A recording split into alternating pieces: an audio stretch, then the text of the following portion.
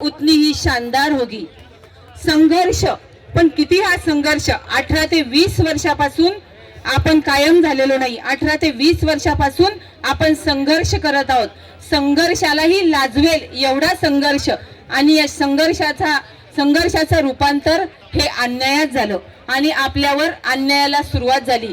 ते म्हणजे 18 ते 20 वर्षापासून शासनानं आपल्याला कायम केलं नाही। त्यानंतर जवळपास 7 ते 8 वर्ष झाले जी नैसर्गिक मानधनवाढ असती ती मानधनवाढ पण आपली झालेली नाही। आणि त्यानंतर तिसरा अन्याय म्हणजे आपल्यातलेच जे अर्धे बांधव आहेत जे की आपल्यासारख्या शासनाच्या जीआरनं या सेवेमध्ये आले, त्यांना शासनानं कायम केलं। त्यांना कमी अनुभव, ते कमी शिकलेले, ते काम पण कमी करतात, पण त्यांना कायम केलं। त्याच्याशी आपल्याला काही घेणं देणं नाही, त्यांना कायम केलं, चांगली गोष्ट आहे, पण आपल्याला का नाही त्याच्यासाठी आपल्याला पेटून उठायचंय।